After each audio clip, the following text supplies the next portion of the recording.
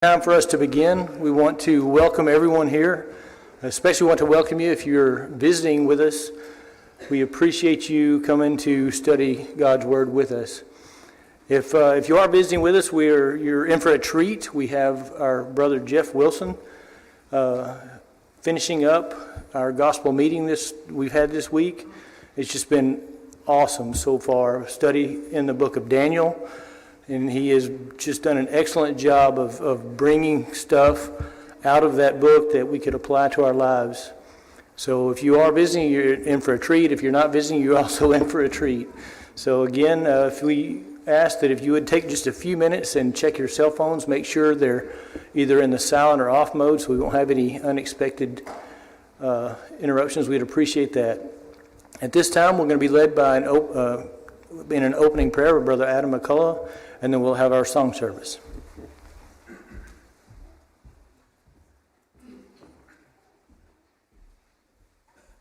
Let's pray. Dear Heavenly Father, thank you for this time that we have tonight to come together and to study from your word. We're so thankful for the time we've been able to spend with Brother Jeff this week and the good lessons that he's brought to us so far. Pray that you would be with him and watch over him and give him safe travels as he heads back home. We're so thankful for your word, Lord, and for examples and of excellent servants of yours like Daniel. We're so thankful that your word is timeless and that thousands of years later we can still find very relevant and obvious application to our lives. As we wrap up our study of Daniel tonight, Lord, pray that you would help us to be attentive, that our hearts would be open to the lessons that are brought to us from your word. We're so thankful for your Son and his sacrifice for us. And it's in his name that we ask all of these things. Amen.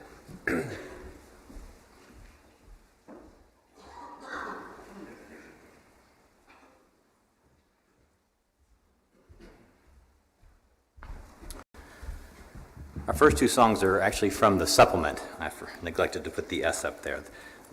We'll sing these first two songs to help us focus upon the dependence we have upon our Lord. And then the invitation song will be number 382, In Heavenly Love Abiding, to help us focus and reflect upon the assurances we have, the trustworthiness of God, and that he indeed does keep his promises. Number 25, I Close My Eyes. No, so my prayer Jehovah hear, to my entreaty cry, in faithfulness believe, in righteousness reply.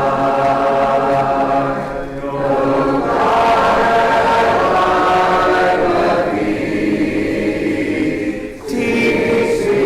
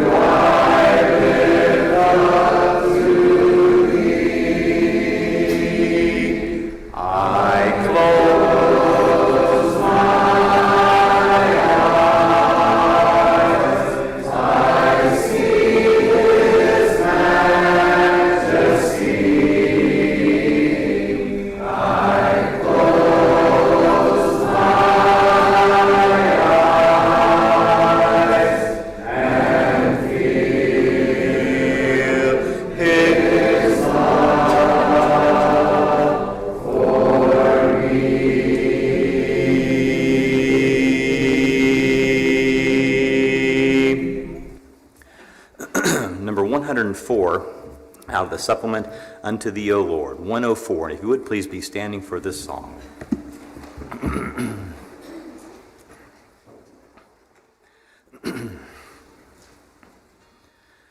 Know me unto Thee, O Lord, to lift up my soul. Unto Thee, O Lord, to lift up my soul. Oh my God, I trust in Thee. Let me not be ashamed, let not my enemies triumph over me. Give them that way, all me ashamed. Give them that way, all me ashamed. Oh my God, I trust in Thee. Let me not be ashamed, let not my enemies triumph over me. Remember not the sins of my youth. Remember not the sins of my youth. Oh my God, I trust in Thee. Let me not be ashamed, let not my enemies triumph over me.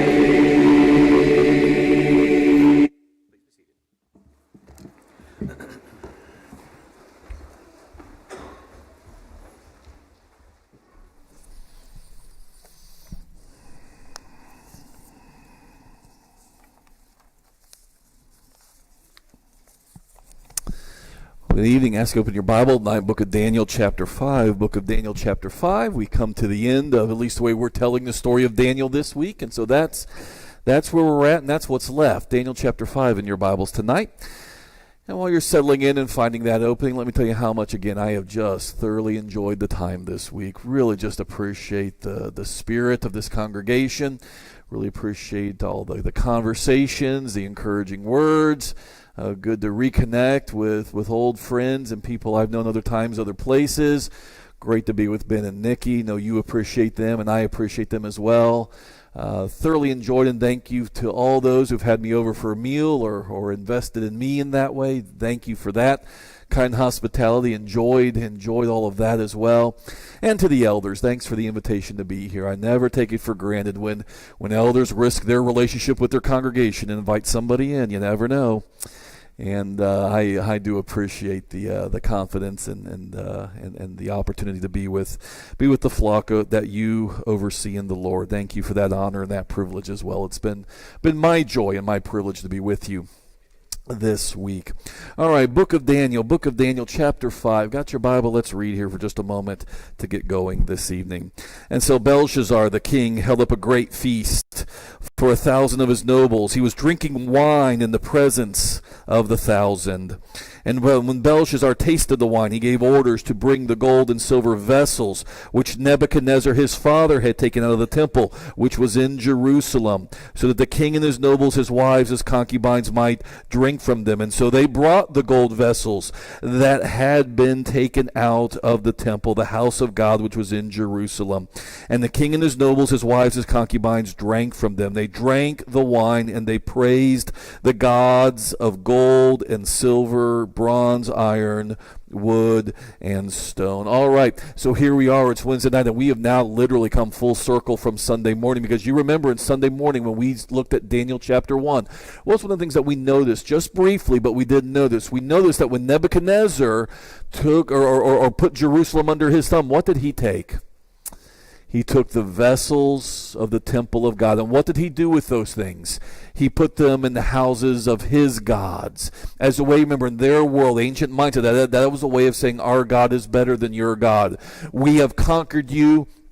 We have your God's stuff. That means our gods are stronger than your gods. That's why we now worship our gods with your God's stuff. And it's very important. A Hebrew narrative, the way the Old Testament tells stories, it's actually very sparse on details compared to novels that we often read and so forth. When details are given, make note of them because they are going to be relevant more often than not, somehow, some way, somewhere down the road.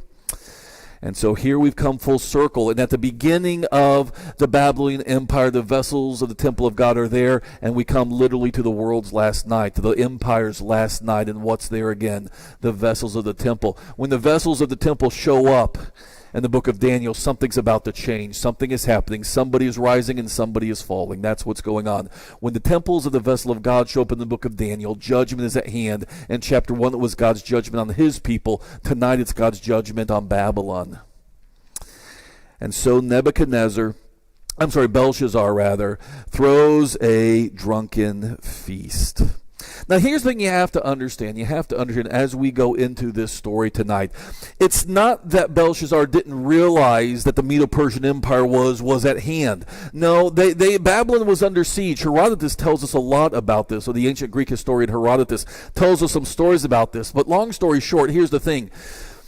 Ancient times, modern times, you don't move a large enough army to take major international class cities without people noticing. They knew the Medo-Persian Empire was at hand. In fact, the Medo-Persian forces had been whittling down Babylon for a while, just like Babylon had whittled down Assyria at the beginning of our studies here a few days ago. That's what the Medo-Persians have been doing to Babylon for a while. And so what really begins to happen here then is Belshazzar doesn't realize, they're at the city gates. No, he knows Babylon is under siege. He knows that's what's going on. So why does he throw a party? A couple of reasons. Number one, he throws a party because Babylon's walls were legendary for their size and their strength. Yes, we may in one sense be under trouble, but the reality is we have big enough walls, we can keep them out. They'll get tired, and go home eventually or give up. That was one of the ways that sometimes ancient sieges were broken, was that the city under siege had enough resources and big enough walls and fortifications that they just really were impregnable. Babylon had a lot of faith in her walls, and they were legendary in their size and their scope.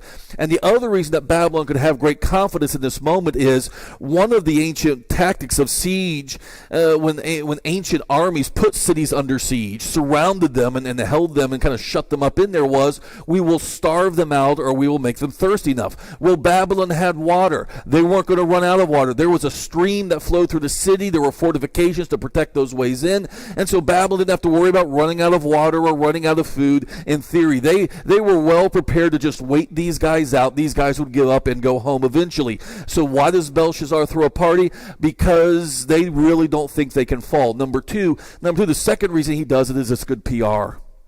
It's good PR, right? Think about it. I mean, now like then, when there are crises going on, what does the president or one of his spokespeople do? They basically go out and they say it's not as bad as it looks. And so what goes on here is Belshazzar brings in 1,000 of his nobles and basically says, let's have a party, let's act like it's good times. I'm not worried. You shouldn't be either.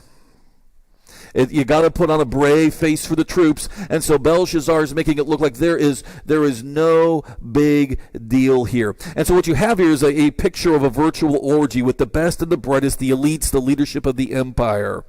But of course, the irony is in the pagan way that Belshazzar tries to boost morale in a city under siege, the irony is he's being a pagan, he really commits blasphemy against God. Because when he begins to realize that, hey, this is a good time, the wine starts flowing, let's bring out these old temple vessels. Now stop and think about, again, the symbolic significance of this.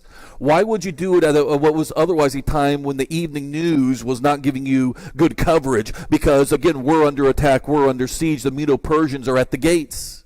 Why would you do that? It's a reminder of the time when times were good, when we were the conquerors, not the ones under siege. What do politicians do? They do photo ops with symbols of our strength, of our past accomplishments.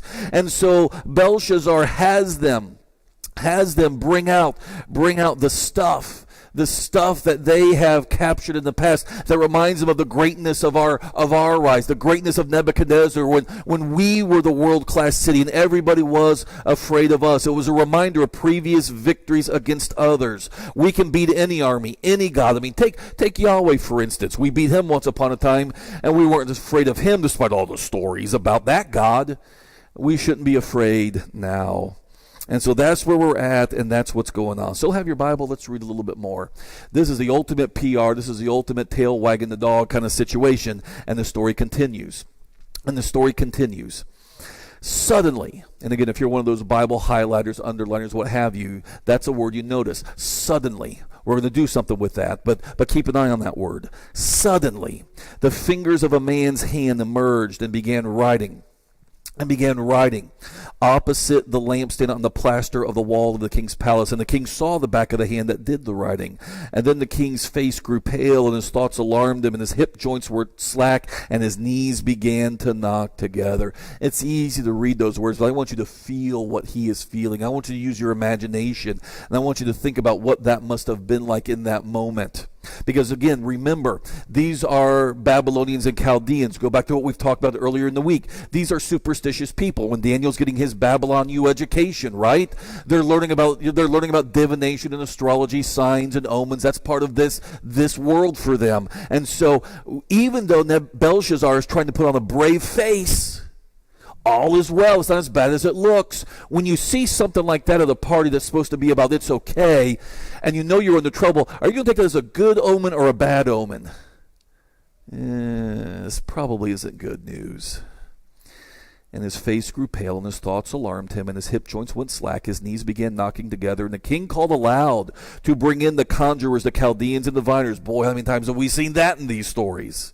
And we've seen enough times that you know what's going to happen, don't you? He brings in all the Ivy League PhDs, and what happens? They're not going to have the answer. And so once again, we see a Babylonian king calling for his Ivy League PhDs, and the king spoke and said to the wise men of Babylon, any man who can read this inscription and explain its interpretation to me shall be clothed with purple, have a necklace of gold around his neck, and have authority as third ruler in the kingdom. Let me stop right there for just a second. Here's how accurate the Bible is.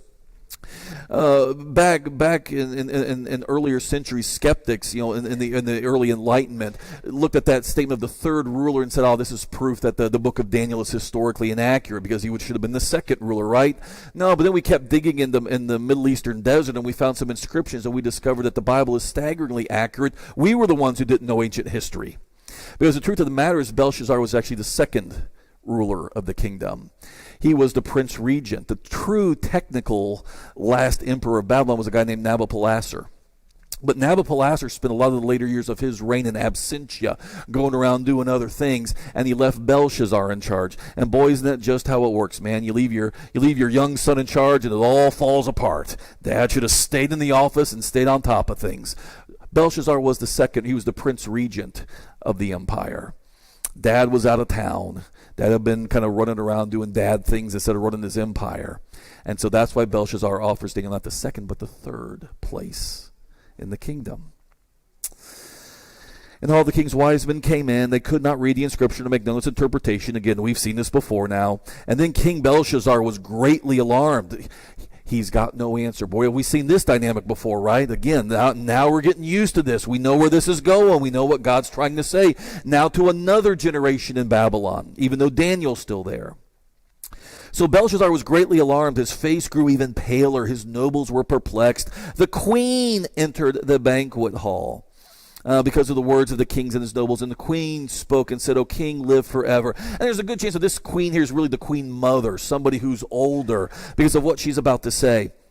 "O king, live forever. Do not let your thoughts alarm you or your face be pale. There is a man in your kingdom in whom is a spirit of the holy gods in the days of your father." And here probably the right sense is founding father, your ancestor, because technically Nebuchadnezzar was not the father of Nabopolassar Nabonidus or Belshazzar. So it's more like the sense of the founding father, the one who established the dynasty or the empire. But in the days of Nebuchadnezzar, who's been dead for decades by that point, in the days of your father, illumination, insight, and wisdom like wisdom of the gods were found in him. And King Nebuchadnezzar, your father the king, appointed him chief of the magicians, conjurers, Chaldeans, and diviners. This was because an extraordinary spirit, knowledge, and insight, interpretation of dreams, explanation of enigmas, solving of difficult problems were found in Daniel, whom the king named Belteshazzar. Let Daniel now be summoned, and he will declare the interpretation. And so Daniel was brought in before the king. And the king spoke to Daniel and said to Daniel, "Are you that Daniel, who was one of the exiles of Judah?" Boy, we've done something with that before, haven't we? No matter how long you serve, how well you do your job, who are you still to the world? You're just that guy. You're just that Jewish exile. Is that you? And by the way, isn't it stunning to tell you how depraved it was? Daniel's forgotten by everybody but the few of the old guard who are still around. Daniel's forgotten. And that's important. We'll come back to that as well in a minute. But notice that he doesn't really know who Daniel is. Someone has to remind him, we've got this guy. He's still on the payroll. He's a pensioner now. I don't know. But he's still around. The old guard, one of the old guard, the queen mother remembers him. "Are you that Daniel, though?" he asks, verse 13. "One of the exiles from Judah, whom my father the king brought from Judah. Now I have heard about you, that the spirit of the gods is in you, and that illumination, insight, extraordinary wisdom have been found in you." At least that's what it says on LinkedIn. "Just now the wise men and the conjurers were brought in before me, that they might read this inscription and make its interpretation known to me, but they could not declare the interpretation of the message. But I personally have heard about you, that you are able to give interpretations and solve difficult problems. Now, if you are able to read the inscription and make its interpretation known to me, you will be clothed with purple and wear a necklace of gold around your neck and have authority in all the kingdom." All right, so let's stop and let's unpack for a minute here now what's going on. That word suddenly matters. Because again, you have what was the ultimate PR party. You know, the king's not worried, neither should you be. In fact, let's bring out reminders of old times and old times' sake. Kind of reminds me of the hotel Saturday night when I checked in here. The place was jumping. The lady tells me you got the last place in the room, and it's obviously there's lots of people around and stuff's going on in the ballrooms and conference rooms. And I say, "What's going on?" They say, "Oh, it's a Frito-Lay employee alumni gathering." And there were cops there. I was like, "Wow, man, kind of got out of hand, huh?" And they're like, No, actually they have some old memorabilia there. It's really valuable, so there's a cop there to guard it." I didn't know Frito-Lay potato chips were memorabilia, but somebody. But that's what you do, right? Alumni reunions, PR purposes, build spirit. You bring out the old stuff. And so here they are. They're partying with God stuff. Remember that time we took out Jerusalem? Boy, those were good days. And suddenly, you have a scene of great confidence and carelessness, of great fun and frolic, and instantly, suddenly, it's now party over, lights out. And what you have is abject, absolute terror and confusion. That word suddenly matters, folks, because folks, and listen to me, especially young people, that's how life works. That's how life works. We put our hope and our confidence in the silver, the gold, the treasures of this world, the lives that it makes possible in this age. We put all our hope and our confidence and our expectation and our dreams and our power, our position, our popularity, our wealth. And in a verse, in a moment, in a phone call, in an email, it all changes.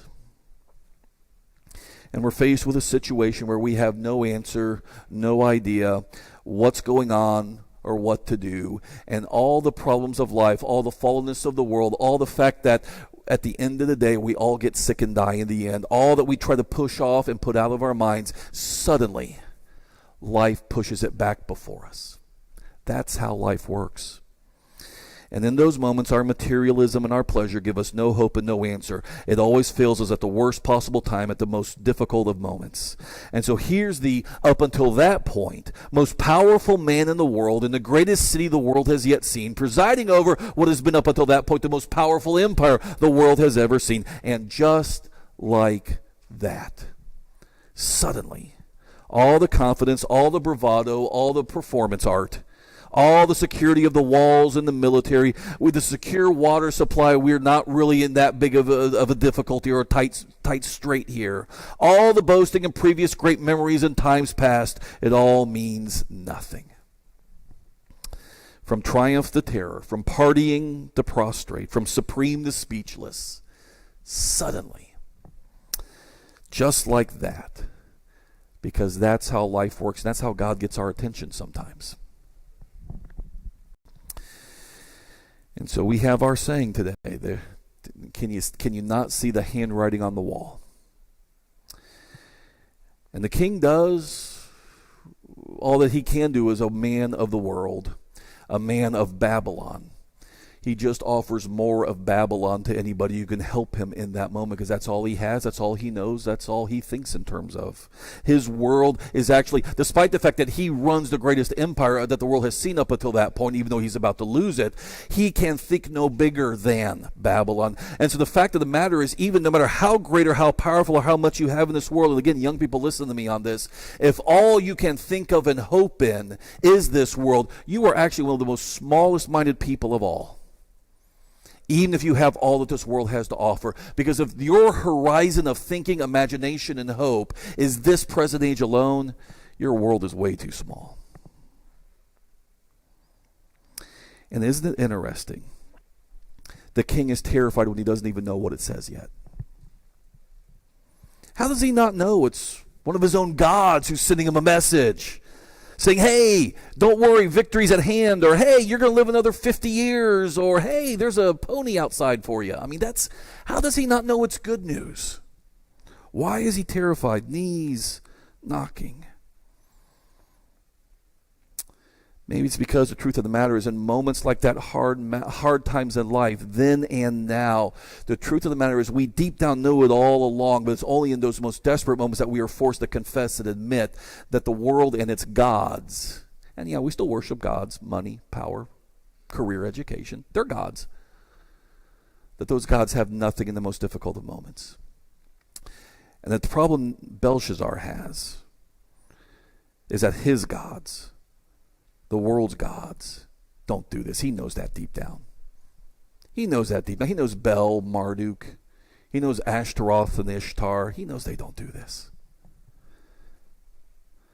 But the God who used to own the cup I'm getting drunk from right now, I've heard stories that he does things like this.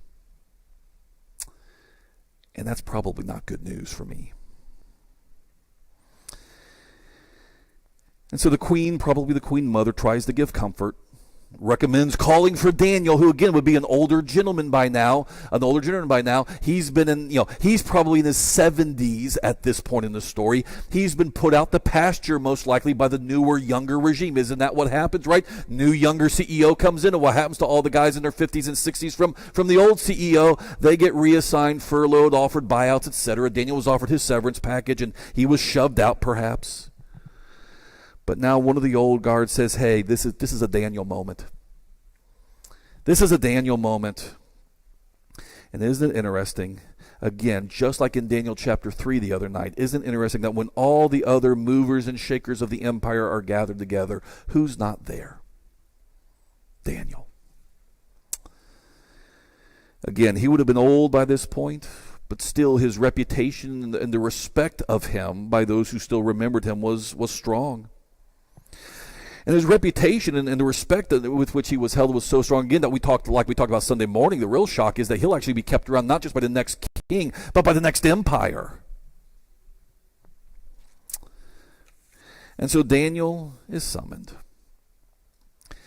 And it's interesting, by the way, just as a sidebar, how often, well, yes, God created man to have the headship and the leadership in the home and the church. Isn't it interesting, though, so often as not, it's usually the woman who has to do the hard lifting in the heavy moments, because we men fail so often. Let's be honest about that, brothers. How often is it in the Bible, all the men are losing their heads and terrified, and it's the women who know what to do? I think about Deborah, I think about Hannah, I think about Abigail, I think about Mary, and on the list could go. And so Belshazzar has this conversation with Daniel. Again, remember, this is the Belshazzar who began the night by mocking the God of Daniel as he blasphemously partied with God's holy things to toast his own gods in the most delusional way. And now, with his own gods and his own advisors useless to him, maybe we better come back to Daniel and his God. You ever known somebody like that? And young people, you will know people like this in your life. You will know people like this in your life. They will mock you, whether to your face or behind your back, subtly or overtly. They will mock you. They will disparage you. They will think you odd or different. They will sometimes ostracize you or move you to the outside of the social circle because you go to church regularly, because you will not run and participate with them in the things that they do. But suddenly, when instantly happens to them, when their life hits the wall, then they want to know how you do it. Then they want to know what you've known all along. And boy, the challenge is to not give in to bitterness or resentment. Why was Daniel not there? I don't know, but I think it's highly probable he'd been put out to pasture.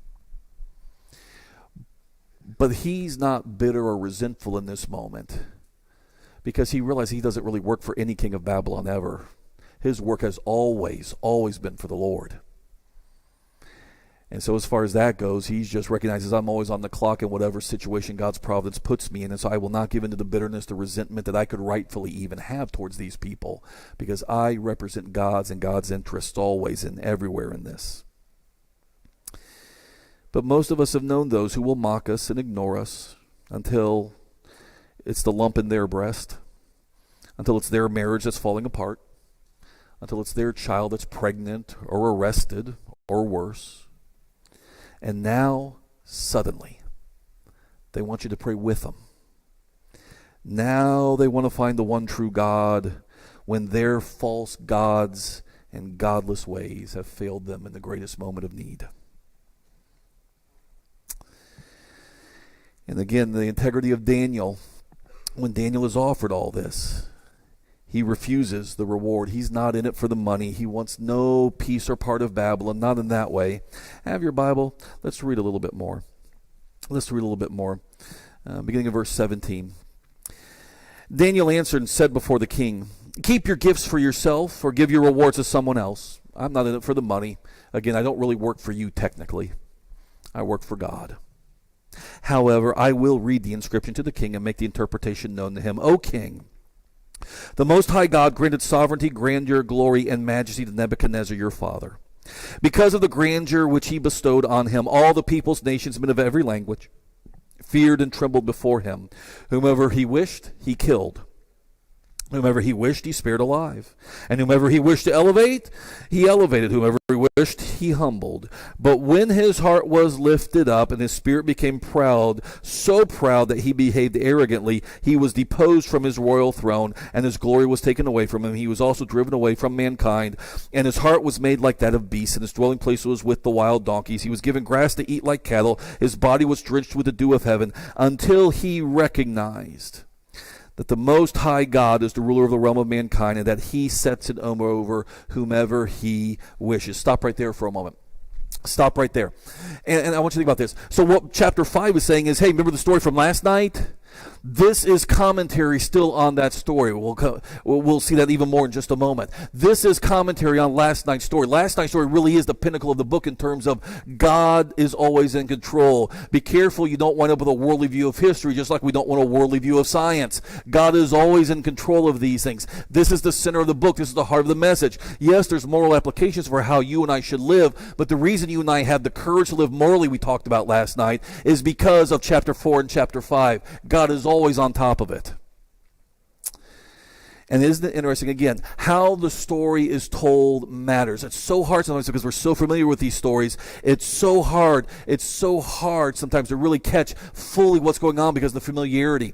In the heart of the book, chapter 4 and chapter 5, think about this. Chapter 4, not only is Nebuchadnezzar humbled, but just to show you how little a lifespan or a man's life is in God's eyes. Literally, that's also the end of Nebuchadnezzar in the story. He disappears. Yes, he may have reigned for years more in actual life, but the way God sees it, Nebuchadnezzar is dust after that. He's gone from the story. He's now just a distant memory in chapter 5. And not only that, but as God takes care of the arrogant man coming out of chapter 4, where he just disappears with a turn of a page, despite the fact that he was one of the world's greatest rulers up to that point in history. But now we literally fast forward as we go from chapter 4, and Nebuchadnezzar, who reigns all the way in the 560s, we fast forward decades to 539, and not just anywhere, but we fast forward all the way to the last night of Babylon. The man goes away with the turn of a page, and with another turn of the page, the empire as well. Just to underscore for the reader, God means business when he says, I bring up and I take down. And you may marvel and build museums and write history books and tell stories and ooh and ah and go on tourism vacations and want to see all this stuff. But for God, the turn of a page and it's all dust. And so with the turn of a page, the man is gone. And with the turn of a page, it's literally the final hours of Babylon, because it's nothing to God. And Daniel is trying to remind Belshazzar of this principle in this most important of moments. But read on verse 22. Yet you, his son Belshazzar, have not humbled your heart. And here come the most damning words of all. Even though you knew all this. Even though you knew all this. Why is Belshazzar on the brink of hell in this moment? Because he knew this, and what did he do anyways? He partied like it's 1999. And you have exalted yourself against the Lord of heaven, and they have brought the vessels. See, yeah, God saw that. They have brought the vessels of his house before you, and you and your nobles, your wives, your concubines have been drinking wine from them, and you have praised the gods of silver and gold, bronze, iron, wood, stone, which do not see, do not hear, do not understand. But the God in whose hand are your life breath. We talked about that last night, right? In his hand are your life breath and your ways. Him you have not glorified. We talked about that last night too. Then the hand was sent from him, and this inscription was written. Now this inscription that was written is this: Mene, Mene, Tekel Upharsin. And this is the interpretation of the message. Mene. God has numbered your kingdom and put an end to it. And the fact that it's repeated the way it was written, the fact it's repeated, that's God's way of saying it is certain, it is sure. It is sure. In Hebrew, that's often how things were communicated as is certainty. You repeated them, you doubled them up. Like for instance, in Hebrew, back when God first warned Adam and Eve, if you eat of that forbidden fruit of that forbidden tree, you're going to die. Literally in Hebrew, the way it reads is, dying you will die. And usually in English it's surely you will die, but no, in Hebrew it's the verb for dying twice. Dying you will die. You are certainly going to die.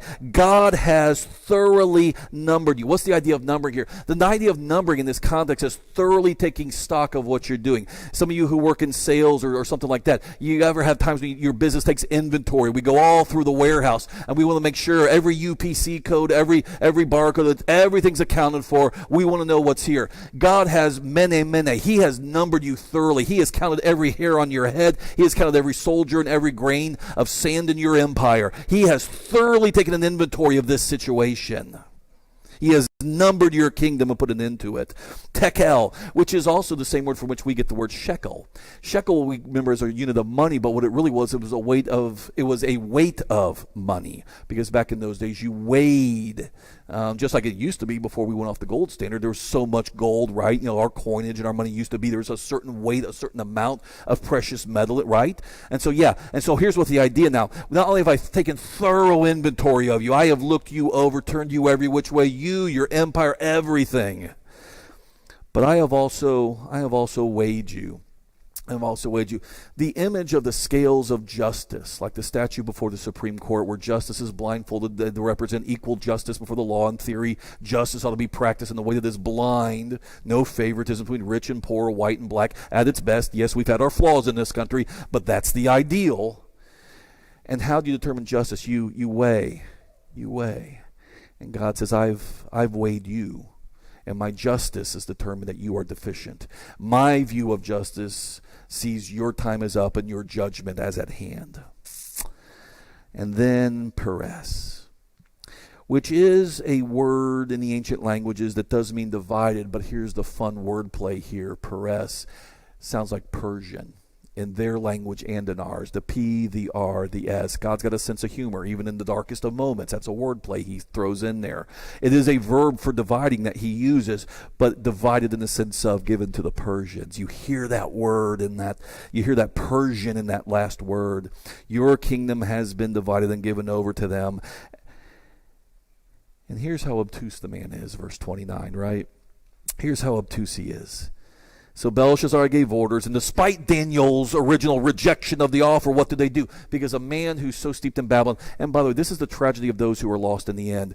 They are so steeped in Babylon, they are so full of the world, that even when you show them all this, and you teach them this, and you explain this to them, their mind is so darkened, they are so captive to the thought ways of the world. That's why the Bible says you've got to be transformed by the renewing of your mind. When your mind is so thoroughly warped by the world, you can't even see or hear or listen or understand when somebody offers you God's truth. And that's how far gone Belshazzar is. Because despite everything that's just been said, what does he do? The only thing a man who is Babylon embodied can do. He gives him more of Babylon anyways.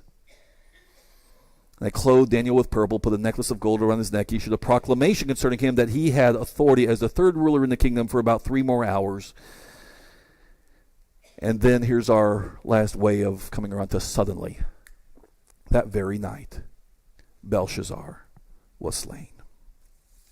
That very night, Belshazzar was slain. Daniel didn't want the reward. For him, it was simply about serving God, not using God or God's ways as a ladder to move higher, to climb up further in this world, this age.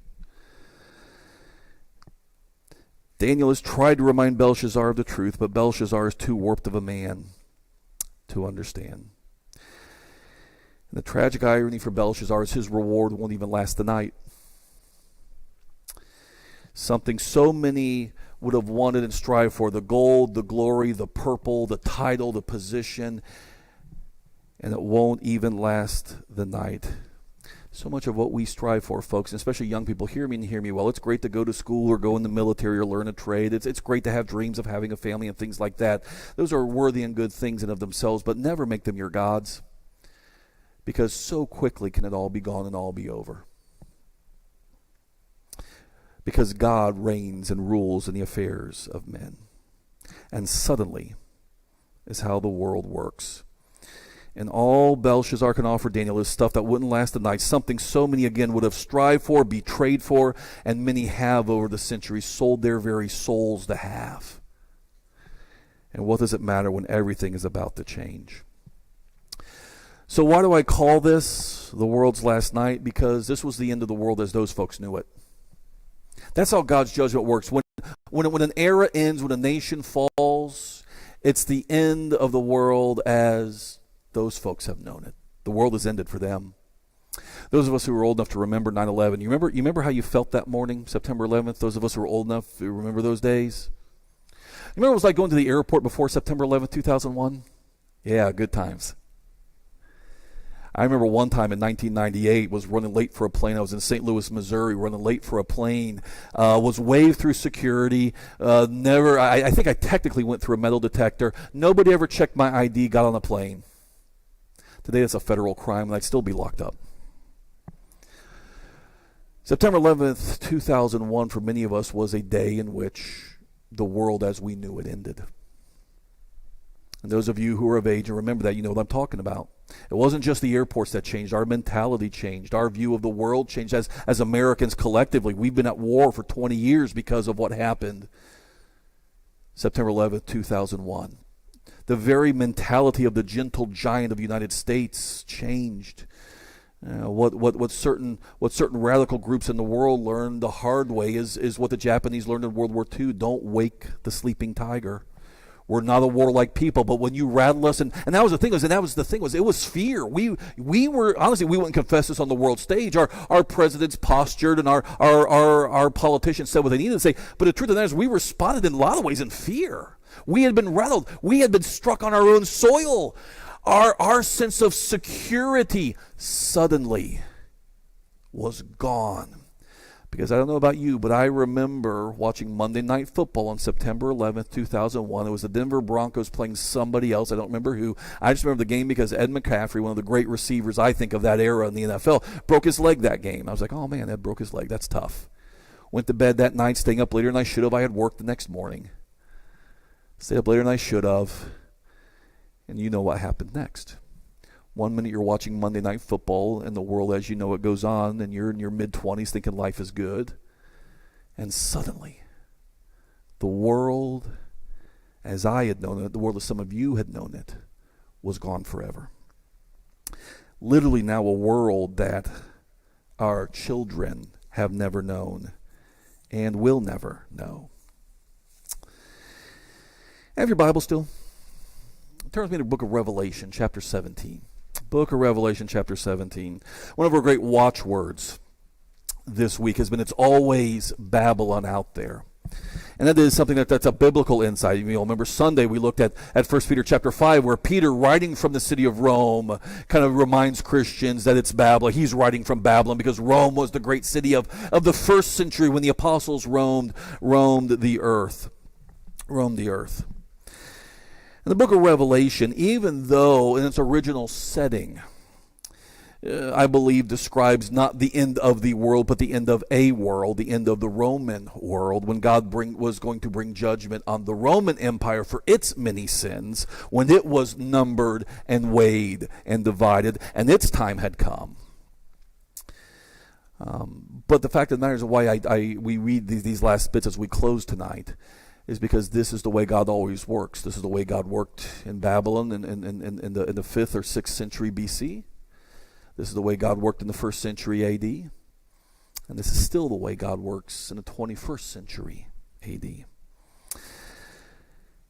And so I begin in Revelation chapter 17, where I've asked you to read with me. Verse 1, then one of the 7 angels who had the 7 bowls, and listen, there's a lot of imagery here. We don't have time to unpack. That's another series for another time. But I want you to see something I think can become obvious enough. 7 angels had 7 bowls. One of them came and said to me, "Come, John, I will show you the judgment." The judgment. It's a scene of judgment we're about to see. "I will show you the judgment of the great prostitute who is seated on many waters, with whom the kings of the earth have committed sexual immorality, with the wine of whose sexual immorality the dwellers on the earth have become drunk," just like Belshazzar was literally doing on the night in which his empire died. "And he carried me away in the spirit into the wilderness. And I saw a woman sitting on a scarlet beast that was full of blasphemous names and had 7 horns and 10 heads. And the woman was arrayed in purple and scarlet and adorned with gold and jewels and pearls, just like Babylon always is of any era." It looks great. We've talked about that some this week. How it looks from human eyes versus how it looks from God's perspective. She looks good. This is a well-dressed prostitute, arrayed in purple and scarlet, gold, jewels, pearls, holding in her hand the golden cup full of abominations and impurities of her sexual immorality. Because just like Belshazzar's last night, the world always uses pleasure, drunkenness, sex, you name it. It always uses pleasure to distract us from the reality of our predicament. Always. Kids, young people, that is Satan's playbook. That is what he has done for centuries and millennia. Don't fall for it. And on her forehead was written the name of mystery. And look at that. Who is she? Babylon the Great, mother of prostitutes and of earth's abominations. It's always Babylon out there. Rome is Babylon. And folks, we are Babylon today. Listen, when the world speaks your language to do business, when the world uses your reserve currency, or your currency as the reserve currency for the world, when everybody wants to do business with you, when everybody adjusts to your practices, when everybody wants access to your markets, you are the Babylon of your age. And so I ask you to turn the page to chapter 18. And this is the last thing we'll read. Having established that here is Babylon, this great prostitute, well-dressed, rich, comfortable, pleasure-seeking, debauched. After this, I saw another angel coming down from heaven, having great authority, and the earth was made bright with his glory. And he called out with a mighty voice, "Fallen, fallen is Babylon the Great." You see, the world always ends. There's always the world's last night for somebody somewhere as history goes on. Eventually it will be the world's last night, but this happens over and over again in history. But I want you to notice what it looks like for them, because I think it might echo a little bit for us in ways that ought to sober us as the people of God. "Fallen, fallen is Babylon the Great. She has become a dwelling place for demons, a haunt for every unclean spirit, a haunt for every unclean bird, a haunt for every unclean detestable beast." We saw that Sunday morning, didn't we? Remember Isaiah 13 describing what God would do to literal Babylon? For all nations, when everybody wants to do business with you, folks, when everybody wants access to your markets, and notice that most of what we're going to see here, it's about the economy, stupid. Remember the old Bill Clinton saying, it's about the economy? He was right as far as that goes, humanly speaking. It is always about the economy. This chapter is about the original global economy. And watch what happens with Babylon sitting on top of it all. For all the nations have drunk the wine of the passion of her sexual immorality. The kings of the earth have committed immorality with her, and the merchants of the earth have grown rich from the power of her luxurious living. And as we keep reading here, I want you to notice how often the word luxury or luxurious shows up. This needs to sober us. This needs to sober us. Being rich. And I don't care what your financial status is tonight. Every last person in this room, by the Bible's standards, is rich. Let the reader understand.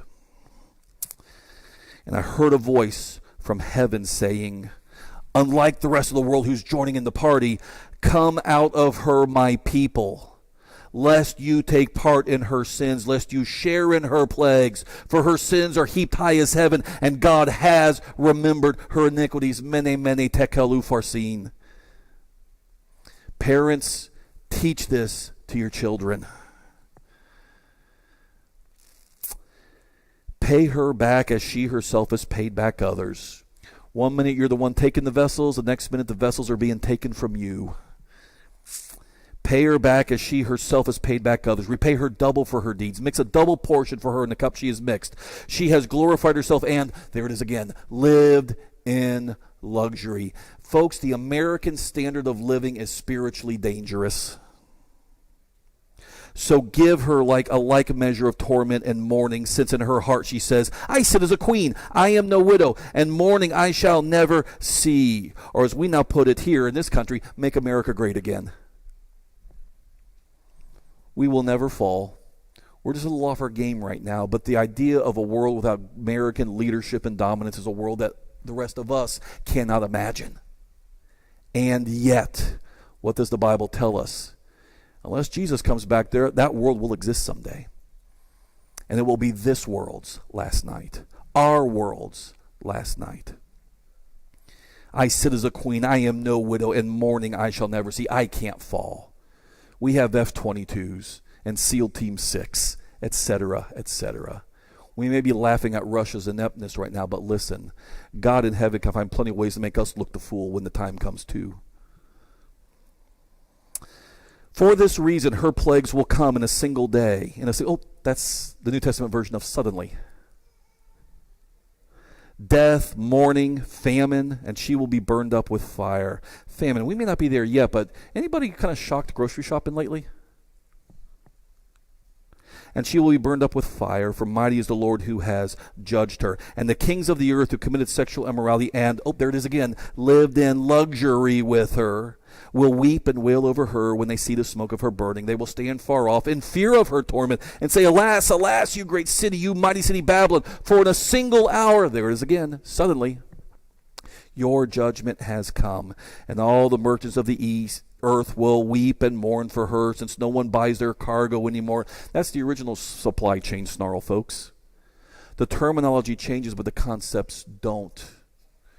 When the globalized economy hits a snag, look, I'm not a prophet or a son of a prophet. Far be it from me to say for sure what God is up to. I just know this is the way God works. That's all I'm saying. And all the merchants of the earth will weep because no one buys their cargo anymore. But look at this, verse 12. Cargoes of gold, silver, jewels, pearls, fine linen, purple cloth, silk, scarlet cloth, all kinds of scented wood, all kinds of articles of ivory, all kinds of articles of costly wood, bronze, iron, marble, cinnamon, spice, incense, myrrh, frankincense, wine, oil, fine flour, wheat, cattle, sheep, horses, chariots, slaves, that is, human souls. Look at the list of what luxurious living looks like, and let me ask you a humbling question tonight. If we were to turn this into a list with checks boxes, how many of those things are in your home? You realize, again, we don't think of ourselves as rich. You realize most of us have things in our home that literally the ancient kings didn't have much of. You realize what our modern global supply chains do? You get berries any season of the year, it doesn't matter. We'll import them from somewhere. And not just for the President of the United States and the Silicon oligarchs, people like you and me at Kroger. There it is. Cinnamon. That used to be a rare and treasured spice. Now we waste it on YouTube with the cinnamon challenge. And even that last one that haunts us a little bit, that is human souls. Ah, yeah, slavery. But human trafficking's still a thing, even in this country. And you realize that a lot of our made-in-China products are made with modern slave labor, an awkward and unfortunate truth. It doesn't change, folks. We're still living in these stories. It's still there. And the fruit for which your soul longed has gone from you, and all your delicacies and your splendors are lost to you, and they will not be found again. And the merchants of these wares who gained wealth from her will stand far off in fear of her torment, weeping and mourning aloud. Alas, alas, for the great city that was clothed in fine linen and purple, scarlet, adorned with gold, with jewels, with pearls. For in a single hour, oh, there it is again. Boy, this seems like it comes out of nowhere. Just like COVID in 2020. Isn't that how it works? You have no idea one month, and then the next month, once again, the world as you know it is gone. In a single hour, all this wealth has been laid waste. And the stock market crashes, and the financial wizards are shocked, and the CEOs don't know what to do. And all the shipmasters and seafaring men and sailors and all whose trade is on the sea stood far off the ports of California and cried out as they saw the smoke of her burning. What city was like the great city? And they threw dust on their heads, they wept, they mourned, they cried, alas, alas, for the great city where all who had ships at sea grew rich by her wealth. For in a single hour, there it is again. This is how God keeps us on our toes, folks. She has been laid waste. That was the end of globalization in the first century. But what's interesting is for the people of God, even those who have to live through these hard times of God's judgment when the world as you know it ends. Look at what he says. If you truly have God's perspective, if you really are in Babylon but not out of Babylon, yeah, this may not be good for your 401k or your retirement plans or your real estate investments or whatever it is, but if you are truly in Babylon but not of Babylon, verse 20, rejoice, O heaven, and you saints and the prophets, apostles and prophets. Why?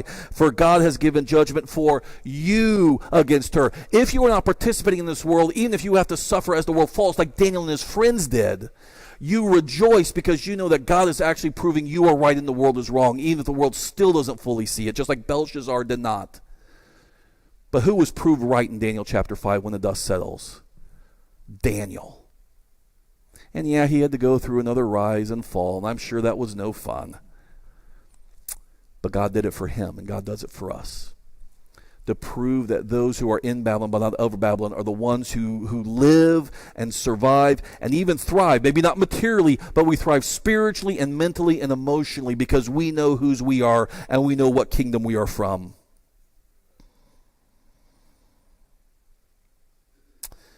But maybe we can't see it that way because we're more of Babylon than we realize.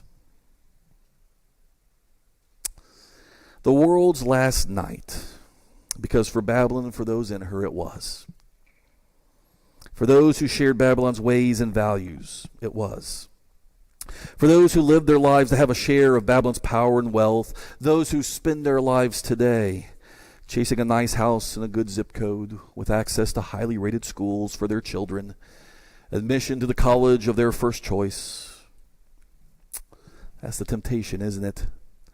Nothing wrong with those things in of itself, but that's why we get to see, because they're not sinful in themselves. But boy, is living luxuriously dangerous, Revelation tells us. It's hard to live in comfort and security, peace and prosperity and not become part of Babylon. And even if you and I don't live to see the end of this age, God alone knows how much he rattles before he pulls it all down. Even so, for you and I, every last one of us in this room, 100 years from now, even the youngest babe in arms won't be here anymore. When you die, the world ends for you, even if Jesus hasn't come back yet. And when nations fall, and the world, as those who have lived in that nation have known it, ends, again, remind ourselves that all of this is ultimately just a precursor to the true end of the world. The world really will have someday one last night. Not just for a city or for a nation, but for the entire planet. When Jesus comes back, and think about how it's described, like a thief in the night. And suddenly, this is not what the New Testament says about his coming too? Suddenly, in an instant, The trumpet sounds, and the heavens are rent, and all will see Jesus as he returns to carry out the ultimate mene, mene, tekel, upharsin. Revelation makes Babylon the precursor and the prototype to all the falls and ends within history. It's Roman Revelation, but ultimately the fall of Roman Revelation shades in the final chapters of Revelation, as many of us are familiar with, to the end itself. And only those who are able to rejoice at Babylon's fall, because we had no stake in Babylon herself, we wanted to see the vindication of God, his ways, and his people, will find themselves in that final city of God in the end. And so what about you tonight? What about your life? What about the ways you are living, the goals you are pursuing, what you're teaching your children? What about the accomplishments you've netted, the awards you've acquired, the network you've cultivated, the titles you've achieved, the portfolio you've invested in, the aspirations you have for your children? Because sometimes our children actually didn't want to go to A&M. We just pushed them there. And you've arranged all your life around that, your family, your time, your finances. This is what your children live for, to please you and prove to you that they are worthy heirs and successors of your Babylonish ways. Let me ask you something. What will be left of your life tonight if the U.S. suddenly, in an instant, fell tonight? Because that's how it happens, folks. Nobody ever sees the end of the world coming if they're in Babylon, because they're too much a part of Babylon to believe it could happen to them. What would be left of your life and how you've spent it if Jesus returned tonight? Because you realize at some point it's going to happen to somebody. And just like Babylon sits there and says, I will never fall, I will never be a widow, too often we sit there and say, he won't come back in my lifetime. All Belshazzar had was more of Babylon to give Daniel for a few hours until the end came. But Daniel wanted none of that. And again, as we've talked about this week, so when you turn the page, not only is Nebuchadnezzar gone, but Babylon's gone, but who's still there? Daniel. Daniel is still there. And you know who else is still there? God. And I want you to think about that. As we sing this final song tonight, I want you to think about really and truly where your life is. What's the handwriting on your wall? What would God say about you? How would God measure your life if the time came to take stock of who you are and how you've lived? And again, think about this. If this country fell, if this economy crashed, what would be left of your life, your hopes, your dreams?